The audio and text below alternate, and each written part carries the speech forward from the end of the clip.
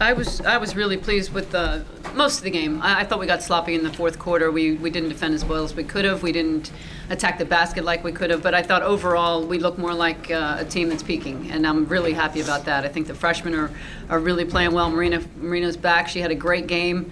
Offensively did some really good things. Defensively got some rebounds. I mean, she really played maybe one of the best games in a while. So happy with her.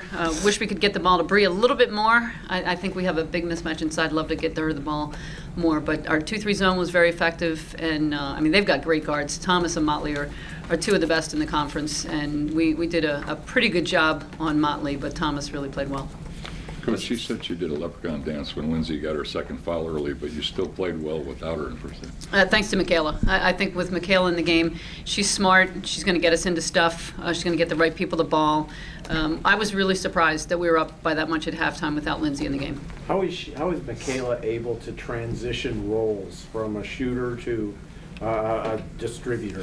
Well, she's a pass-first guard anyway. I mean, you know, I know she likes to catch and shoot on the wing. Yeah. But she has always been somebody that gets a lot of assists, and she enjoys getting a lot of assists. So I think for her, it's a pretty easy transition for her. How much confidence does that give you, knowing that if Lindsay does get into foul trouble later on down the line, that you have that ability to maybe... It's not the kind of confidence I want. I really want Lindsay on the floor. And I think, you know, with Marina and Enrique handling the ball more, I think that helps Michaela a lot, and I think that's a really good thing too. So it does give us great confidence to know that our leader is out, and we're still going to be up 20 at halftime. You know, you talked about earlier in the year how you weren't that Final Four team. You couldn't find it yet. How much closer are you to that at this point? Yeah, we're getting there. I mean, we're really close right now. I think the way we're playing with being able to score 90 points, I think that makes me feel good because I know we're capable of that every night. But the defense in this league is just so tough. To hold them down, I think they scored a little more than we wanted them to, but I think our defense has been pretty good too. What's it say about your team that you had 23 turnovers and still won by 21 points? Really sloppy. You know, I think that they were careless turnovers. I don't think they were created by the pressure so much as by ourselves. Trying to overpass, which, you know, happens sometimes when you have an unselfish team. Everybody's looking, especially when Diamond and Coco come in. They want them to score, so they're trying to get them the ball a little harder.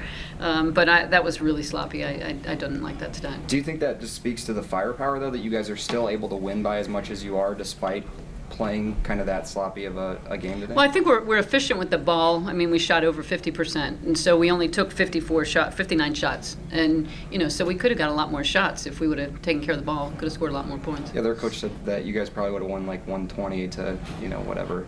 I would have been happy with that. Any extra motivation because they were the team that beat you last year? Maybe a little. I mean, we really didn't talk about it because we had a chance to avenge that loss in the ACC tournament last year. But just having a team come in that knows they've beaten us before, you know, we wanted to make sure that we could set a tone early in the game. Bree, you were in that game. Just, you know, to have the results today has got to feel pretty good, I would imagine. Oh yeah, it was really exciting. It was a big zone game, so I think everyone was pumped up about that. So we just really tried to go out there and put a lot of energy in the beginning and get off to a good start. As somebody who was around last year and kind of sees where this team's gone this year, where do you think you guys have grown from the start of the season? I think from a communication standpoint, I feel like in the beginning we would be like, we just wouldn't talk that much. So I think now we're starting to talk on the floor and just let each other know like where to be. Did last year's results, were you thinking of that when you get in the game, saying, you know, want to make sure we focus on this game, let's get a little more? Like Coach said, we played again in the ACC tournament last year, so, but this year we of course want to go undefeated, so it was great to get another win. Did you hurt yourself a little bit early? Did you foul? Oh, when I did jump ball, I just landed on the other girl's foot that I was jumping with, but I was fine.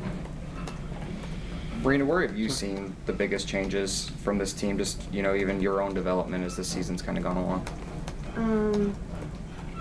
I think every game me and Enrique both kind of get a little bit better at the defense, kind of learn something. I feel like I learned something from every game that I didn't know, so I think we're just coming along as freshmen. Coach, any comment about Taya Reimer deciding to transfer? No, I think she made a good decision for her. Got time for one more if anybody wants it. The Hall of Fame announcement, what do you think about that? You finally cracked that finalist barrier. I actually didn't know I'd been nominated before, so it's an honor just to be on the ballot, and just speaks to all of the amazing women that I've had a chance to coach, all the amazing assistant coaches. I mean, I've had so much help. A lot of people around me making me look good.